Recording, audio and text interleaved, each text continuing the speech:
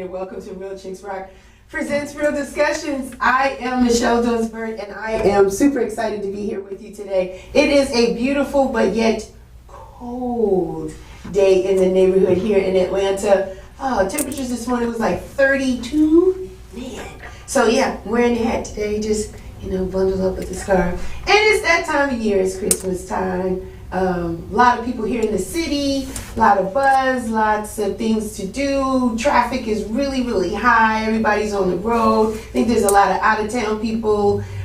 Kids are out of school already for the holidays. Christmas is a week from today. This year has gone by so quickly. But I'm just glad to be here. It's just another beautiful day to give thanks. Most of us give thanks every single day. We're always grateful. So, having the holiday is just an added cherry on top, the reason for the season. But, most of us are walking and moving in the spirit of gratitude already. So today, listen, today's show is Year in Review Part 2. We did Part 1 the first Sunday of the month, and so now we're back. This is the third Sunday, and I just want to welcome all of the new listeners and the supporters. I met some people this weekend. They were like, we love your show. We watch your show all the time. So thank you so much for checking us out. But I want to give a little background as to what Real Chicks Rock is all about. We're all about creatively collaborating to connect and raise awareness regarding issues that impact women, and we do it by way of community service engagement. We do mentoring, we have workshops, and we have the arts. We've been doing this particular thing, this platform now. This is our 7th season. Yay! That means 7 years that we have been having these conversations. And so again, today is Year in Review, Part 2, where we recap. And it was very hard to choose which shows to pick, but I did my best. So the first one up is my friend Adrienne. She's awesome. She is so spicy. And I had her on this show when I first started, and we were in a different studio in a different location. And when I saw her this summer at House in the Park, I was like, it's time to bring you back on. She was like, yeah, you should, because lupus is still a part of my life, and I got something to say about it. So here it is. Lupus Don't Have Us. Come check it out. Real Chicks Rock presents Real Discussions. I am your host, Michelle Dosberg, and as always, I'm super excited to be here. It's a beautiful day in the neighborhood here in Atlanta, Georgia. Today was like a little breeze. We've been having this heat index like for the past couple of days. It's just been like mad hot down here. We're talking feeling like 100, 101. So today is nice. It's not as hot, but the weather is going to change in the next couple of days. Happy Father's Day. Today is Father's Day. I don't know what's going on with this calendar year, but every time I'm doing a show, it's landing on a holiday. Whether it be Easter, Mother's Day, I didn't do Mother's Day, but Easter, now Father's Day. I took my birthday off. Did you guys miss me? I wasn't here. I took the first Sunday in June off just to celebrate the birthday. So I'm a little older. I don't know if I'm a little wiser. That's what I'm working on, but I hope so. But feeling good and just glad to be here, and always glad to have a guest. Because, when it was COVID and pandemic, people were zooming in a lot just for safety. And I like it now that we're getting comfortable and people want to come into space with me. And I haven't talked to this guest in person in a while. It's been a while. I have not spoken. I really don't. Listen, seriously, we used to talk, do things, bump into each other. And then it's like the whole world shut down. It shut down on us. I was so mad about it. Yeah. You've even moved. You've done things. You're closer. Oh my goodness. I did all of the adulting. Yeah. I became super full grown. Yeah. I bought a car. Yeah. Got a house. Yeah. You're just like beasted, and this is just great. And she looks great in person for those people that are just listening and not able to watch us. But today my topic is Lupus Don't Have Us. That's right. Lupus don't have us. Absolutely not. My guest today is Adrienne Allende. She's beautiful. How you doing, Adrienne? First of all, thank you very kindly. Yeah. I try to be cute every now and then. It was too hot outside to be doing you're anything. fine. You're rocking the brand. She's rocking the brand. I was like, okay, I'm coming out here. Listen, Yeah. everybody, I am here Look on at Real her. Chicks Yeah, Rock. yeah. Doing here, I'm gonna get your jacket. You'll believe that. Yeah. So I'm here and doing this. We are going to be talking about lupus. I am with my Yes. friend Michelle Dawes Burt. Yeah. She has Real Chicks Rock, the brand, and people need to know that these things are going on Yeah. because she talks about stuff, discusses all of the things that people need to be talking about. And this is my second time being on the Yes, show. yes, This is a different yes, location.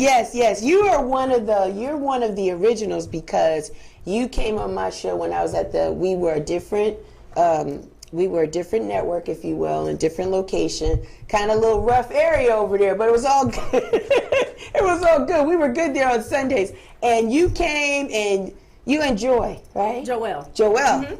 Turned it out. Like I just sat back. You guys, the mics were hot. You guys had a great conversation, and it was just your passion about lupus and living with lupus was really the conversation or the topic back then. And today, it's nothing different because you and your brilliant self. First of all, thank you for supporting me all these years. Oh, absolutely. I mean, you have been supporting me since day one. And I really appreciate that. Thank you so much. You're very welcome. Thank you. I tell people all the time, I support black business in real life. Yeah. I support people. Yeah. And I'm for real about it. I'm you like, are. you got a thing here, You are. everything. You are. You guys can't really tell or see it, but she's worn this shirt so much. I got to give her a new one. The letters are starting to. They starting to crack on the R, and I was like, "That's faithfulness, yo. That's faithfulness." You rocking the brand big time. I do it. You should see my shirt. I got an Aces custom clothing thing. It's I don't worn even out. know why I haven't tried to make another one. Yeah, I love it. you shame for that because you're a designer, so you should be able to change it out. So you reached out to me, which I really appreciated because it was May and it was Lupus Awareness Month. And you said to me, Michelle, are you going to talk about lupus, this month? And I said, no. Unfortunately, I've already had guests and things lined up, and I couldn't switch things around. So my pardon. But I said, let's talk in June if it's okay. So I wanted to talk about it this month, even though I want to talk about it now because you live with it every day. It's not a monthly thing for you. And so I wanted to give you a platform and just kind of educate us because oftentimes we don't really understand or realize what's going on. So I wanted to give you some time to just dig in and talk about it. But first I wanted to kind of set the stage. Where are you from? I am from New York. I was born in Manhattan, but I moved around a lot, like starting at early age. So I lived in Kansas, I lived in Nebraska, I lived in California, I lived here. I moved to Georgia in 1986. Wow. And then I left, went to California, came back here, went to New York. I lived in Connecticut for a while. I went to college in Puerto Rico. Wow. I did some of everything. Like, I'm out here and doing it. I'm going everywhere and doing all of the things. And then I moved back here in 2001. Yeah, 2001 because my job transferred me here. And I've just been here since then. Wow. You like Atlanta? No. Absolutely not. You know what? I'm not a people person. Okay. And you can fool me. Well, I'm a sociable person. Okay. I'm not a people person. Okay. And so in interacting with people that are not solid, it disturbs my spirit. You off. And I can't, it's not really the place, it's the people. Okay, it's the people. Because you socializing, you talk to me, you've always made me feel like you like me. Listen, I am a firm believer in the fact that it takes a village and people need to remember their tribe. Okay. That's all. So I talk to the people that I talk to, and then I don't talk to the people that I don't talk to. That's what's up. That's what's up. So tell me, Adrienne, when did you discover you had lupus? I was diagnosed with lupus in 2006. Okay. So, and I say that because after getting information and learning more about lupus, I've probably had it since I was about 12. Okay. And they're doing research and different studies and seeing that actually more children are being diagnosed with lupus now because they're able to see the signs and check for it earlier instead of having people that are in a situation like me. Right. Like when I was diagnosed with the lupus, I went to the hospital for something completely different. What was it? You remember? I had an ear infection. Okay. And when I went, they gave me an antibiotic shot, and I had a reaction to the antibiotic shot, and I went into a coma. So my kidneys had failed, and it started with my hands. And you know, I work with my hands. I make clothes. I do what I'm doing right now. Yeah, she's making clothes really right now. She's making clothes right now. She's making clothes right now. Let me just put a pause. Let me just put a pause. I have gone out and seen Adrienne in a club. I'm talking about. I'll be at the bar. Like in a club, crocheting. At the bar, on a high stool, just like, hey, waving hi to everybody that comes in that she knows, like crocheting. Like, you don't stop. Unless I'm sleeping, I have to be doing something with your hands. And you say it's a nervous, just kind of nervous related? The thing is, I don't know how to sit still. And wow. So when I was younger, it was kind of like my grandmother gave us the option. She was like, either sit your ass down or find something to do. And you found something to do with your hands. I found something to do. And you making really nice clothes, and she makes nice clothing, by the way. Thank you. So you said you went in for an ear infection. I went in for an ear infection. It started with my hands. Okay. I went to my primary doctor because, if I can show you here, like from this finger here, my whole hand was swollen. But only from these fingers over, and it was both of my hands. Okay. And like I said, I need my hands to do work. So I went to my primary doctor, and they're like, we don't take walk-ins, and I'm like, yeah, I get that, but what is this? Right. So, okay, like, because then I don't know where I'm supposed to go to. Right. Like, is this an emergency? Right. Thing? Like, is what are we this, doing here? Like, I don't know what it is. And they were like, oh, and then they did. Obviously, you take walk-ins today. Right. So, that's gonna be back there, and my doctor, she is like, oh my goodness, I can't believe I didn't notice this before. And obviously, according to my charts, I would go every few months, but every few months I was gaining 7-8 pounds at a time. Really? And so it was one of those things where it's like, we were talking earlier where they say, like, because of your age, because of your this, because of such and such. Man, all of that is trash because it does not happen to everybody. So she was like, oh, I didn't really pay attention to the fact that you were gaining so much weight so quickly because you'll chalk it up to, okay, you're getting older. Our heritage, sometimes it's our heritage, our culture, and the foods that we eat. Exactly and that. all that stuff. And that was the thing. And I was already over 30, so they were just like, oh, well, when you turn 30, you start going through changes and say, not like this. Not like this. Not like this. But then I'm related to bigger women and whatever, so it also wasn't a big deal to gain the weight because it wasn't something that I was paying attention to either. Right. Okay. So they sent me to a nephrologist. That Adrienne, I love her to pieces. She's always rocking the brand. I had to give her a new shirt. The shirt she had on was so worn out. She was like, Michelle, I wear it all the time. I had to give her a new shirt. And she loves what she does, because as she was doing that interview with me, she was sitting there and just crocheting, like doing what she does. Like that, it just keeps her calm, keeps her engaged. She makes money off of it. She's so multi-talented, and she's doing well. She's doing extremely well. And we made a commitment to bring her back once a year to talk about lupus and the things that she's doing to combat it, how she's winning every single solitary day, and to just continue to help other people that are dealing with lupus on a daily basis.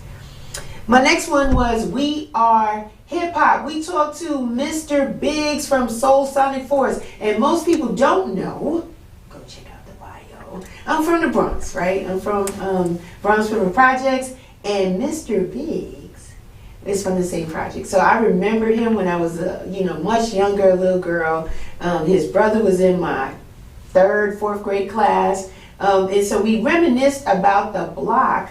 But we also talked about the birth of hip hop, and he was there. He was a part of it because he's down with Soul Sonic Force. That was Africa Bambaataa and Soul Sonic Force.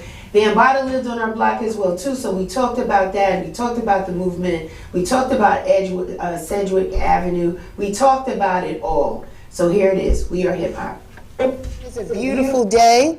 And I just want to thank all of the people, all the new listeners that are checking us out today. Let me just give you a little background about what Real Chicks Rock it's all about. It's all about creatively collaborating and connecting to raise awareness regarding the issues that impact us women. That's right. And we do it by way of community service, public speaking, mentoring, workshops, and the arts. This has been our 6th season in having these conversations with interesting people that I think that have done some legendary work, people that have been maybe focused on the community, just about change, just giving us tools and strategies to help us do things differently as a community. And today is no different. Today is more on the entertainment side. You're going to learn a little bit more about me, but it's really all about my guest today. Today's topic is We Are Hip Hop, and my guest today is Mr. Biggs of the Soul Sonic Force. Mr. Biggs! Peace. How you doing? How you doing? I'm good. How are you?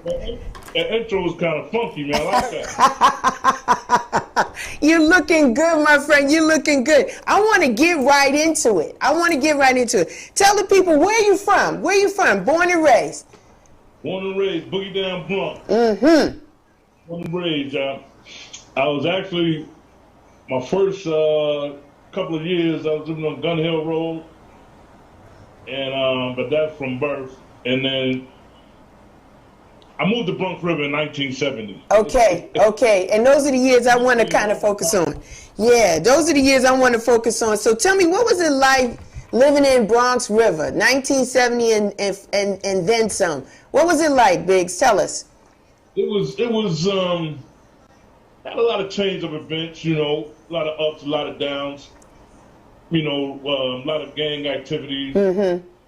One thing about the gang, like before we was Black Spades, it was a group called Power.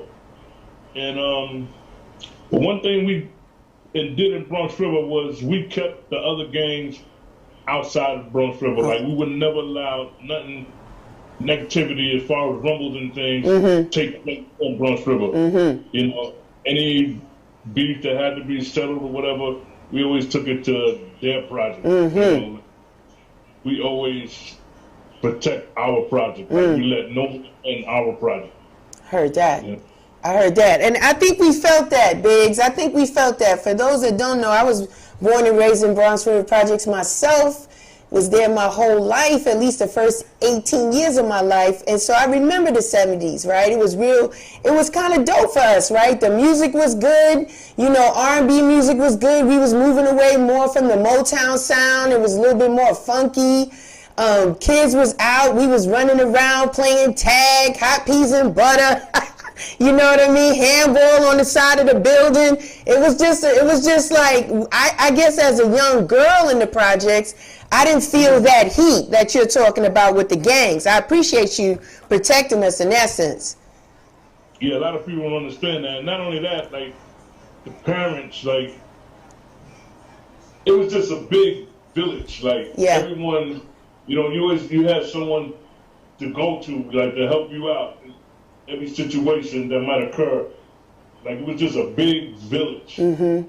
I didn't play no games. Mm-hmm. Mm-hmm. No games. So the music, man, the music was everything. Yeah. You know, that 70s sounds, and then from the 70s right into hip hop. Yeah. You know, it was amazing. Yeah. So, Biggs, tell us a little bit about some of the music you was checking out at that time while you was protecting the block, being a big brother to your siblings, and just friends to us. What was some of the music that you was checking out during that time? Well, back then, I was a big George Clinton Parliament fan, James Brown, a little bit of Zapp, all that Motown sound. But my thing was really James Brown and George Clinton, a straight funk. You know, that was the sound. I mean, we even had, that was our calling, James Brown, Sex Machine. I mean, it was just soul power, James Brown soul power. Mm-hmm. You know, that was our call. Like we say, soul power. We say spade power, soul power, power to the people, power to the spades. It was just that whole movement was you know, made me what I am today. Like it opened up my eyes to everything. That era was just special. Yeah, it was dope.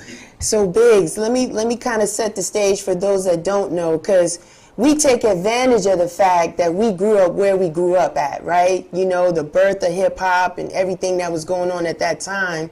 Unfortunately, a lot of people didn't have a community center, right? Their projects look different than ours. You know, everybody in New York, the projects kind of look the same. But I just kind of want to set it up a little different, you know, so people can get a feel of the energy and the vibe that time, you know, during that time. So we're young kids, you know, you're a teenager, you holding it down. And now all of a sudden, there's this sound that's coming out, right? We starting to hear beats, you know, guys is coming out, scratching, not even really scratching yet, but really sampling some music that we knew maybe our parents listened to, maybe it was more of the Caucasian kind of pop music, and now all of a sudden we're hearing it, right? So now it's in the back of our center. Like, you know what I mean? So people are DJing and playing this beat. What did that feel like for you, Biggs? What did you feel like when you first heard your first break beat back then? It was that was a great question. I don't really know what I felt, because when Bambaataa would play the music, you know, we would, first of all, that whole musical experience, like he would listen to record, and he had this knack to just play the break beat of the record. Like we would go downtown to record stores, and this dude would actually buy a record just because the cover looked different. Not even knowing the group, not even hearing nothing from the record, you know, and then he'll take it home and play it until you hear a break beat. Yeah. And he'll just play that beat over and over and over and over. And I'm looking at him like, yo, why you just playing that? You used to listen, you know, bro, you used to listening to the whole record. Right. He would make that break beat a whole record. And it was just amazing, you know, it was just amazing. And then everybody gravitated to like the break beat, and then it just brought out a different, you know, what we call B-boy, or B-girl, or breakdancing, and it just took people somewhere else. Yeah. Yeah. And a lot of DJs wasn't doing that at the time. Right. Like, you know, everybody credit Kool Herc, you know, salute to Kool Herc. Word. But I would never, ever consider him the godfather of hip hop, because I always said Bambaataa is the godfather, but, you know, Herc would play the whole record. Like, you know, I'm keeping 100. Like, you would go to a Herc party and then go to a Bambaataa party. It was like, Herc party was truly boring after hearing a Bambaataa, you know. And then everybody said it started in 73 at this block party. He's supposed to throw him across the Cedric Avenue in the Bronx. But we was doing block parties in Bronx River forever. Come on. What makes that the start of hip hop? Yeah, yeah. You know, it's, and up to today, people still go back and forth where the hip hop started. Did it start in Bronx River? Did it start at Cedric Avenue? Yeah. You know, I would always say it started in Bronx River. Like, I can't. Even the people from Bronx River, I don't know if you remember James Griffin used to run the center. Yeah. And he was a big Kool Herc fan. Like, he ran with Kool Herc. Tell you, like, Herc wasn't playing the stuff, Bam. Yeah. You know?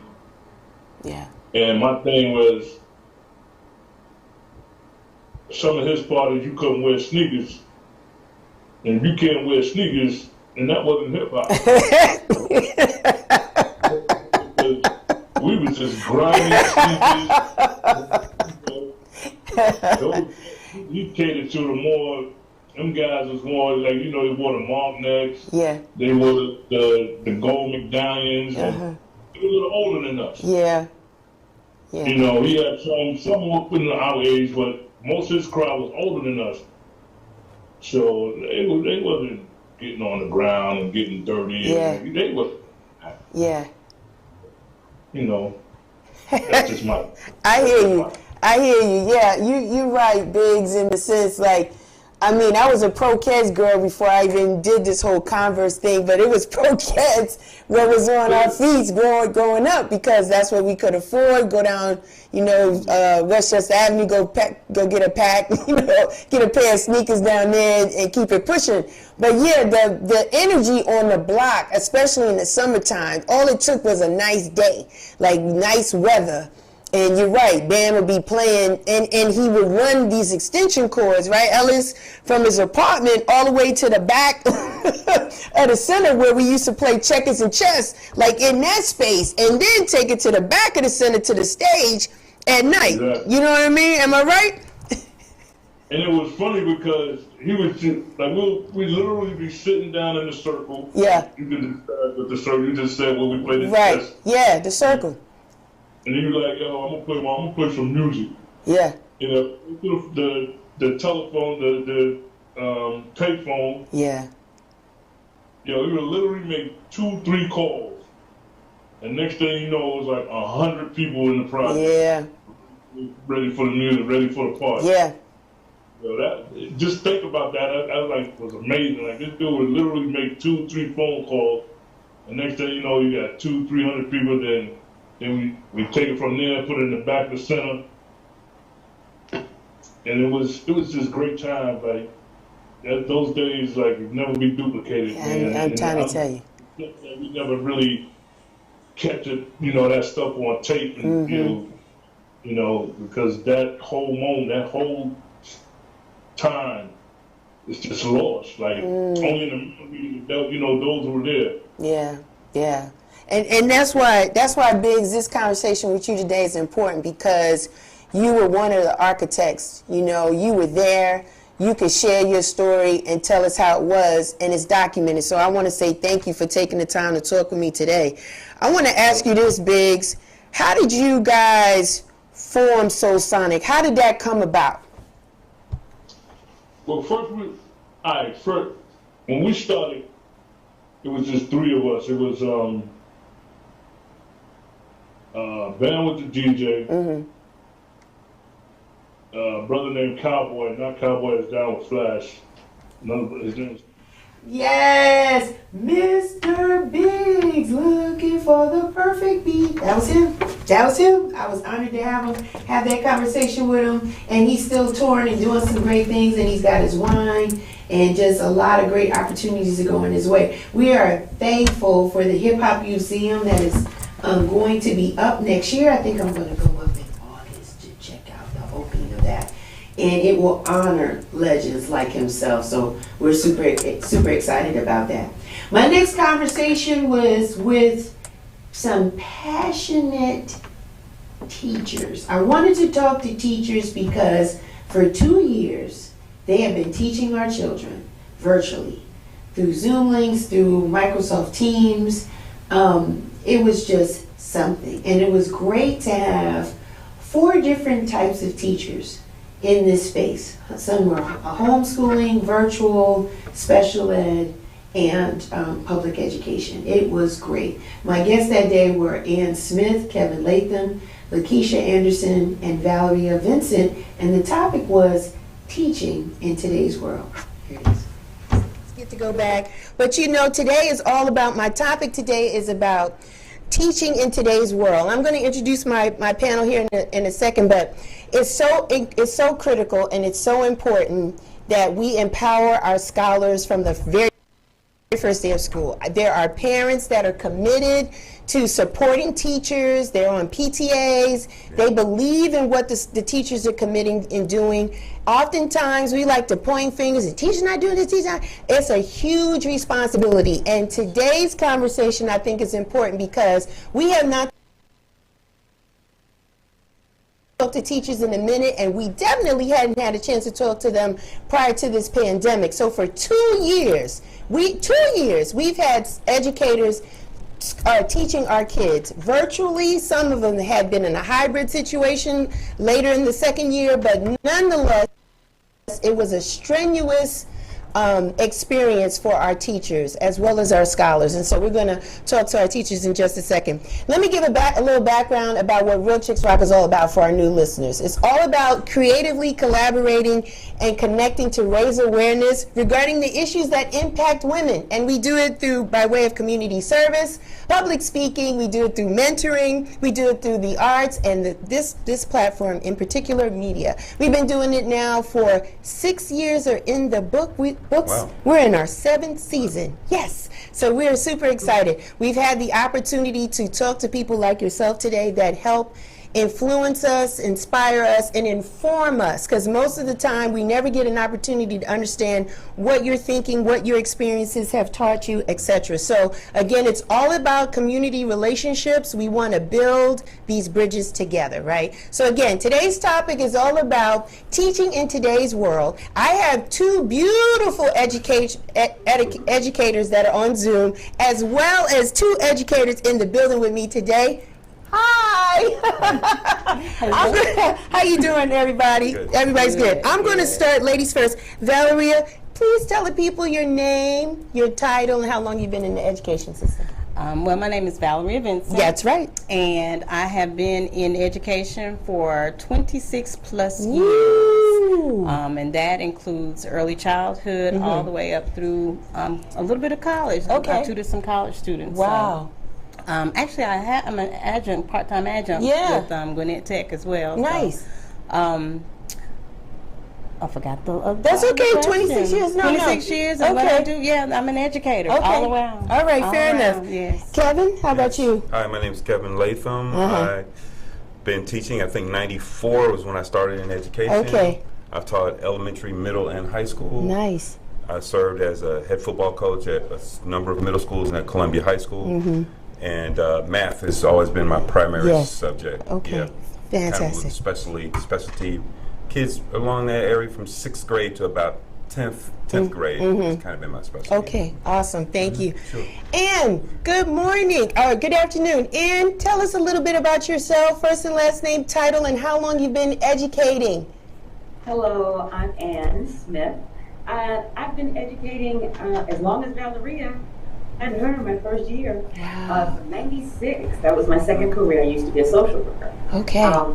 Coming into school and working as special ed is practically half social worker, half teacher. So it went well together. Awesome. And that's what I've been doing for quite some time. Special ed teacher.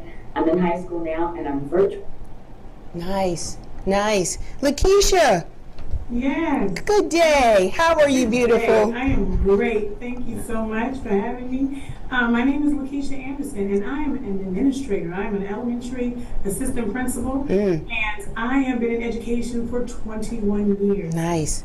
So I have taught everything from pre-K to 5th grade, and I have worked in many different facets, academic coaches, instructional lead teachers. So I am definitely a teacher at heart, and I lead with the teachers at heart as well. Awesome. So basically for our listeners, there's nobody here that's a rookie. No. We have seasoned professionals here that have been committed to the education system. I'm going to ask you, I'm going to start with you, Lakeisha. Why be a teacher? What led you into teaching? Why did you want to do that profession? Actually, I started in corporate America. I was a finance guru in corporate America, and working with my customers and my clients, I found that many of them lack the basic skills, writing their names, completing a withdrawal slip, and that troubled me so much. And I thought, you know what, it must have dropped the ball somewhere. I thought the foundation had to be cracked, and some of these individuals, adults, had fallen through those cracks. Wow. And so I believe that may have been at the elementary level. And so that's what inspired me to be a teacher. I was driving to work one day, going down to Peachtree Street, corporate time, and they were rallying for people who had degrees to come into the teaching field. Wow. So I took a leap of faith, became what I like to call a corporate dropout, and began actually starting as a paraprofessional. Really? Okay? I thought if I started the mayor, I'm the assistant. Yes. So I really love this thing. It's going to work. God's going to bless it. Yes. So it became a ministry. And again, 21 years later, I had to look back.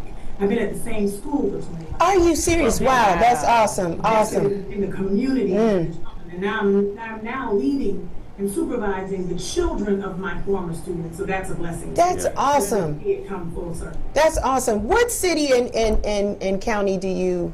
I'm with Clayton County. You're in Clayton. Awesome. That's awesome. They need you down there. That's awesome. And how about yourself? What led you to teach? Why become a teacher? Why did you want to become a teacher? You know, I've always been one to work with children. I started in college, pre-K, and that kind of thing.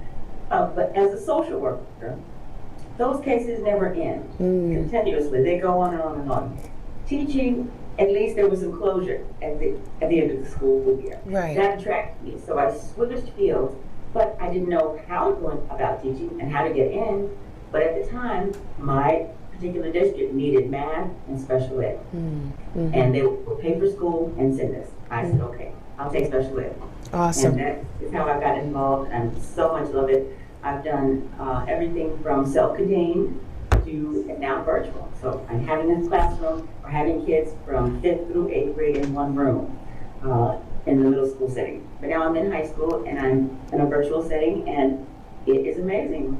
I probably would have been retired by now had it not been for this virtual. Wow. I loved it. Wow. You're still smiling. I want people that can't see us, I want y'all to know these professional teachers are still smiling after 20 some odd years. You guys know what you do. So what county do you teach in, Ann?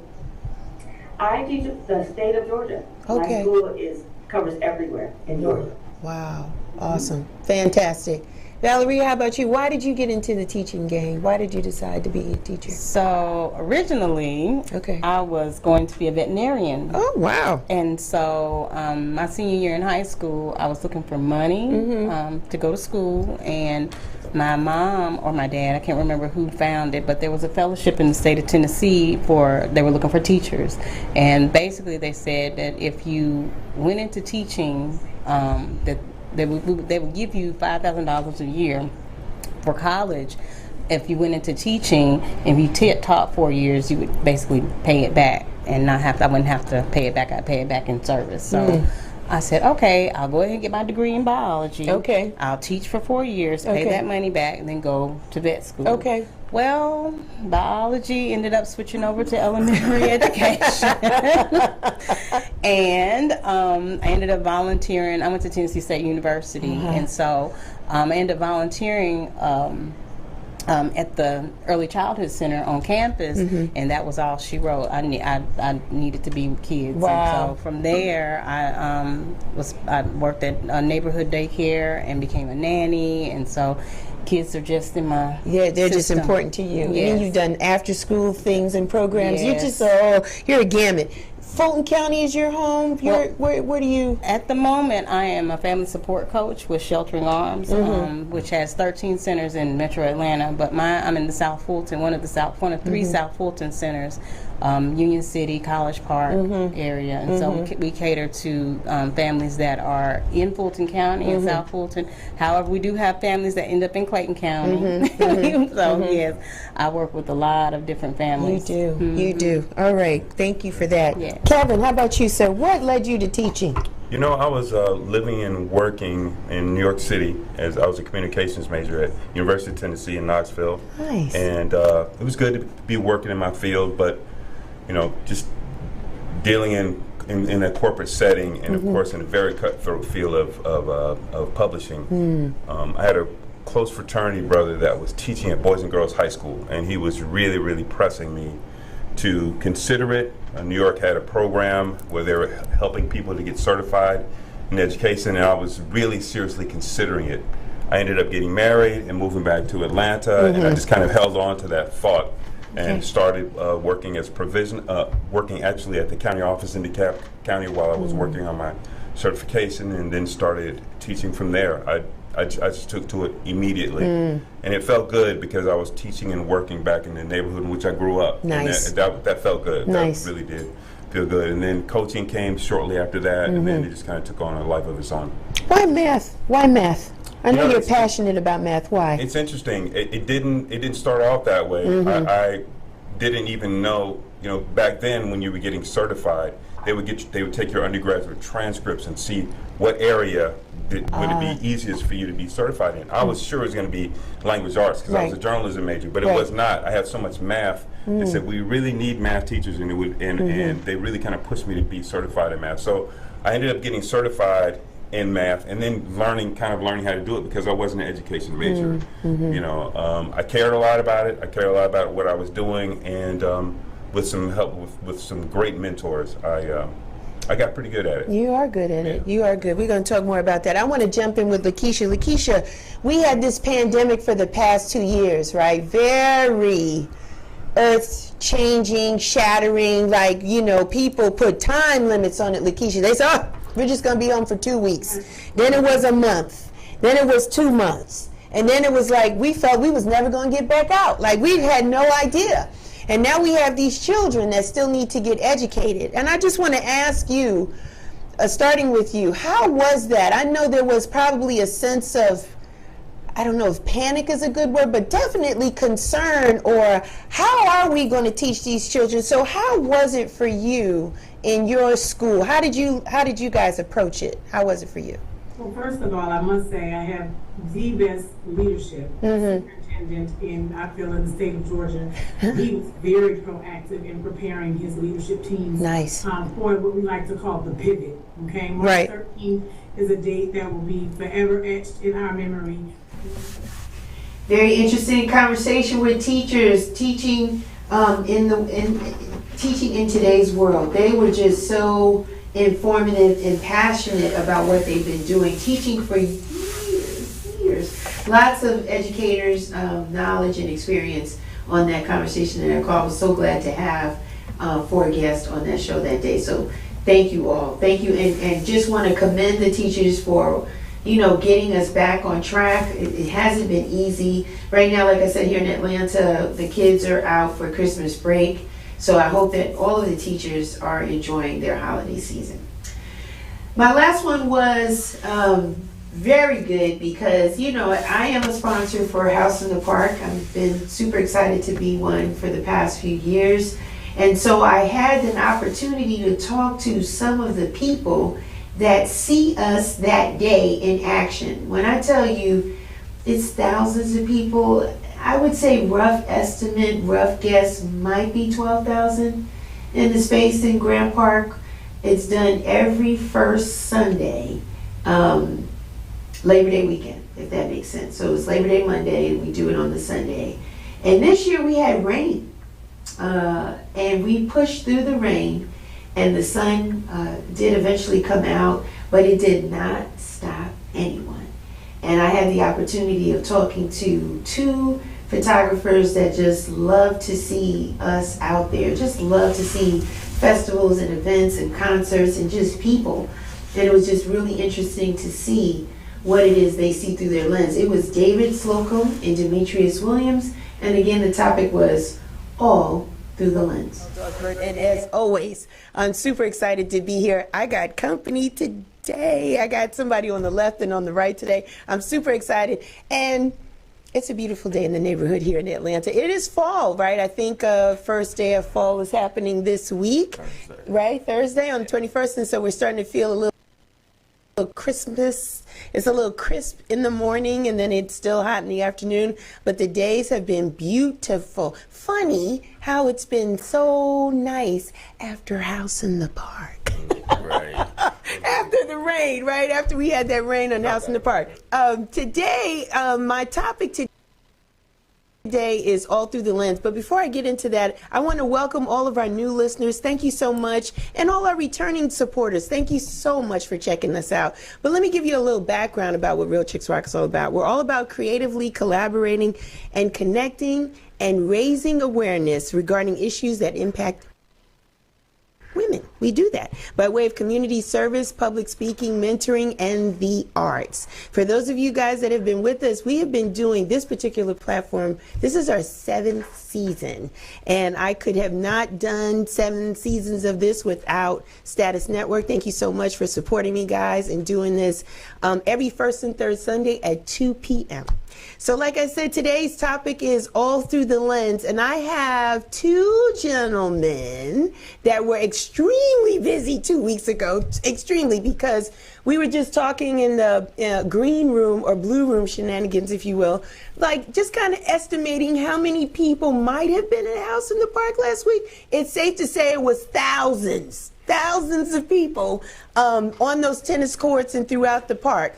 And I have these two guys that do just phenomenal work, not only with House in the Park, but just events throughout the Atlanta metropolitan area and abroad. And so, again, the topic is all through the lens, and I have Demetrius Williams and David Slocum. Hi, gentlemen. What's going on? Good to be here. It's good to have you guys. Listen, I know you guys are very busy. First of all, thank you for what you do from a community perspective. Every time you guys show up, you know, you take excellent, beautiful pictures, and the turnaround time, let me just say that, is phenomenal. It feels like by the time I go to bed and wake up in the morning, you guys are posting what you had captured the night before, the day before. So thank you. First of all, thank you so much. And I have been blessed to be in your lens at least once or twice. So thank you for capturing me. Yeah, I appreciate it. He's like, Let me get right into it. Let me start. David, where are you from? Raised in the West Side, Atlanta. Is that right? Yeah? Okay. All right. You, Demetrius, where are you from? I claim Atlanta, but I was born in Rochester, New York. And I've been here since age 4. Okay. So. Okay. All right. All right. Atlanta's been good to you guys, I take it, because you've been here all this time. We're not going to talk ages. No, we're not going to talk ages, but I'm sure being here, as long as you've seen the change and the expansion and the growth, and it's getting crowded, and now we're telling people don't come. We don't need anybody. We full. We full. We don't need any. We don't need any. So being here, I guess this is the next question. When did you guys get interested in photography? Demetrius, I'll start with you. When did the light bulb go off for you? It was on, off, on. Okay, so, okay. I grew up in a photography household. My father was a photographer. Okay. So I grew up helping him. In middle school, I was at nightclubs with him shooting Deion Sanders' birthday parties and stuff like that. And then I kind of lost interest, enlisted in the Navy, and I regained that interest as I traveled. So just capturing places that I never thought I would, be able to return to. Okay. And then that progressed to me capturing people. My favorite subject is just people. People. Yeah, you do a good job of that. David, how about it for you? When did the light bulb in you wanting to pursue photography hit you? Well, like Demetrius said, I grew up not necessarily in a photography family, but I remember seeing my father pulling out the old trusty Polaroid. Doing holiday. You aged yourself on that one, David. I did. Pulling out the Polaroids for the Christmas dinners and Thanksgiving. Yes. And then they kept giving me cameras. I got the Polaroid One Step. Oh, that was nice. I went to the Minolta Maxim. Nice. Right. Yep. But it wasn't until I think it was like 2012. I was working downtown, and I was a dispatcher for this company downtown. And one of the operatives in the field was like, "We have a zebra running loose through the city." I'm like, so I'm thinking that he's crazy. Right. Actually, the circus was in town. Okay. And one of the zebras got loose. Oh, man. And I happened to have a little point and shoot, and I was at the dispatch desk, and I'm just itching. And he's like, okay, you see it on the screen. Yeah. And he's like, it's coming down Peachtree, which is going to be right past my office. My supervisor said, go ahead. And I followed him, and I got the picture that was just on the... So it was the only picture that was used in the AJC that year. Wow. Wow. So then from there, I kind of slacked off for a while. You were off and on too? Yeah, like I was. Demetrius, like the off and on switch? Okay. And then it was not until Atlanta had what they call Wednesday Wind Down. I miss it so much. Me too. I miss it too. Yeah. I miss it too. And I had a point and shoot at that time too. Yeah. And I was taking a picture, and I showed this one guy that was singing. Right. A picture I had taken. He said, "Yeah, Facebook friend me." I'm Yes. like, okay, so he posted it. He said, man, my wife loves this picture. Wow. He's like, what are you doing next Sunday? I'm like, nothing. He said, I'm singing For Sisters Only. Yeah.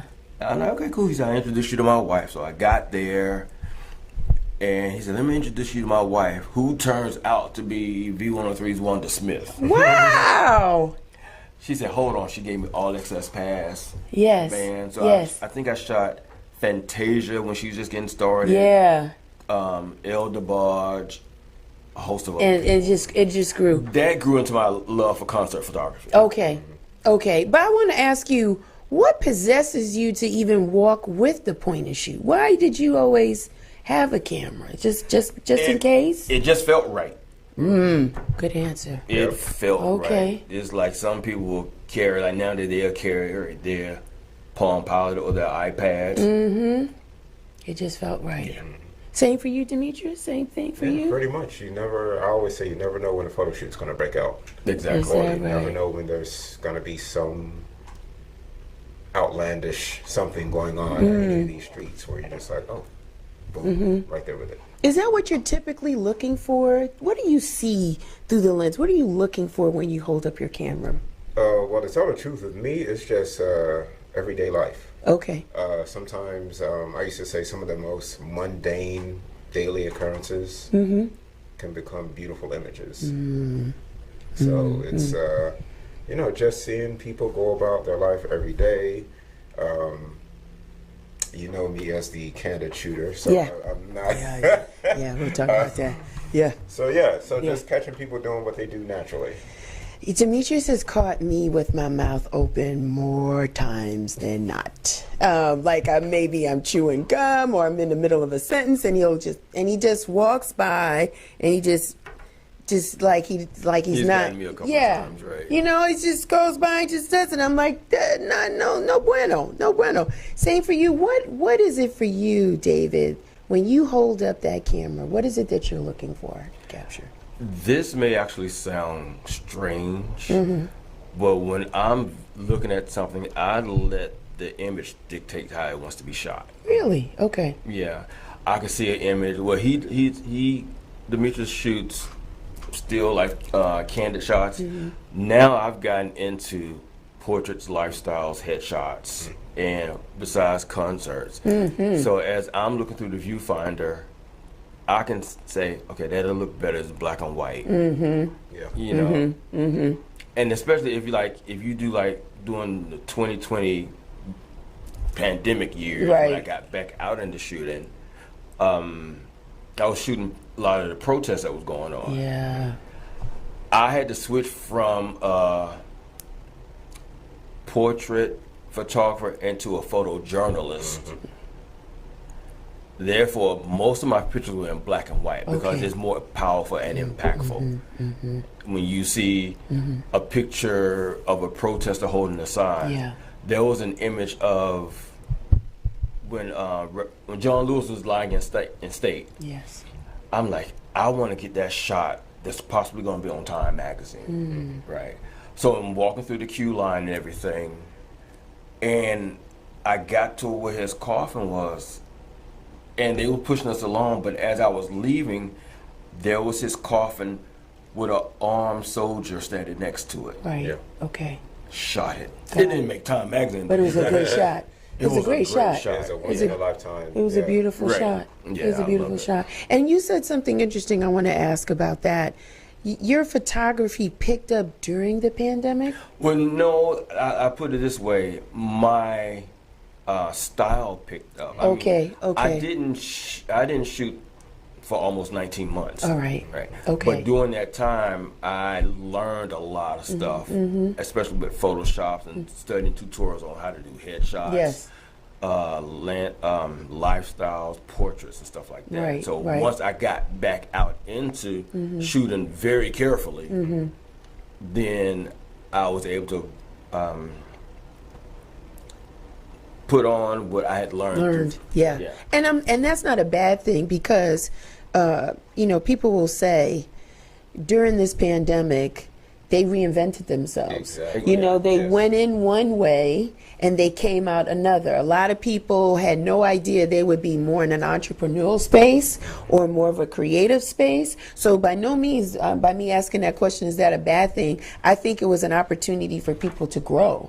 And I've seen your personalized portrait shots right over that Skyline Bridge in Atlanta, and it's not too far from that Auburn Avenue, Jackson Street Bridge.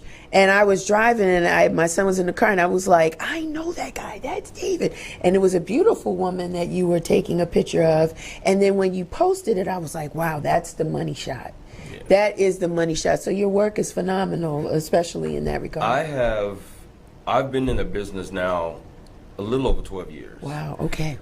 And I'm in several photography groups on Facebook, and I have this one unofficial mentor. Okay. Right. He's like, David, I love your concert pictures. He's like, but you are so much more than just a concert photographer. I think so. And I don't know if Demetrius can attest to that, but we are very critical of our own work. Right, right. All creatives are. Oh my God. Everybody is. I really. do not like my work. Ooh. Right. But he's like, David, come on, you can do so much better than that. So then when I started doing portraits, he said, that's what I've been trying to tell you. Yeah, your work is good. You take good pictures of me at the over the shoulder at House in the Park. I was like, oh, that's a nice picture. So for you, Demetrius, what is it for you? You travel a lot. Has that always been the thing, you wanting to travel and capture pictures? It has, actually. Okay. So I've always been somewhat of a solo traveler. I've always loved to travel. And like David said, pandemic. Yes. I think it sat a lot of us down, and we had time to kind of think. And fortunately for me, as you know, I left the corporate world a couple years before the pandemic. So I was already, in that space. Right. But when I had time to actually sit and not have a lot of clients, etc., I started reinventing, like David said, my retreats, which at the time I was only doing Cuba, but I've expanded to different countries. Which I didn't know anything about, but go ahead. But, right. That's why we come together. I was singing. I did a lot of singing this season. I don't know. I was thinking I know how to sing. I don't really know how to sing. But I know songs, so I always throw something in. That was a great conversation with David and Demetrius. I really enjoyed them. And I enjoy what they do, again, for the community and for the arts. They take some phenomenal pictures, and great things are on the horizon for them in 2023. This has been Year in Review Part 2. It was a great year. I took some time off, dealt with some things that I needed to do, so thank you guys for being so kind when I had to do some replays here and there, but I'm back full swing in 2023. It's been awesome. I want to thank Status Network for allowing me to come and call this place my home. I could not do this without them. This is probably one of the best in the business. They help me look so good. Thank you so much to the Status Network team and family. I appreciate you guys so much for giving me this environment and allowing me to do this for the past couple of years. Today, when the show is over, I am going to skedaddle out of here. Yes, because we have Real Chicks Rock Holiday Toy Drive, and the toys will benefit the Atlanta Children's Center. We have partnered with Sunset City Groove. I love those guys, Salah Ananse and Sean Fallon. These guys have had some sensational rooftop parties this whole year, and now they're taking it indoors. We're going to be at the Southern Feed Store at 1245 Glenwood Avenue, Southeast in Atlanta. Doors open at 4. Please go to sunsetcitygroove.com to get your tickets. And very important, this is important, don't miss it, bring your toy. We need your toys as well. Listen, that's my time. You know me, I'm everywhere. I am on Instagram. Hey, they tried to hack me this week, but we got it. Instagram, Twitter, and Facebook. Check out the website, realchicksrock.com. Cop your shirt. You know them t-shirts look good even under a winter coat. The t-shirts are still fly. Get your t-shirts and subscribe so you don't miss out our blogs that we send out at least once a month. Subscribe to the YouTube channel. Hit the little bell so that you can know every time we upload a new show. That's my time. But listen, before I go, you guys know how much I love Frankie Crocker. He was a DJ on WBLS in New York when I was a kid growing up, and he used to say every time before he left, he would say, may you live to be 100 and I live to be 100 minus a day, so that I never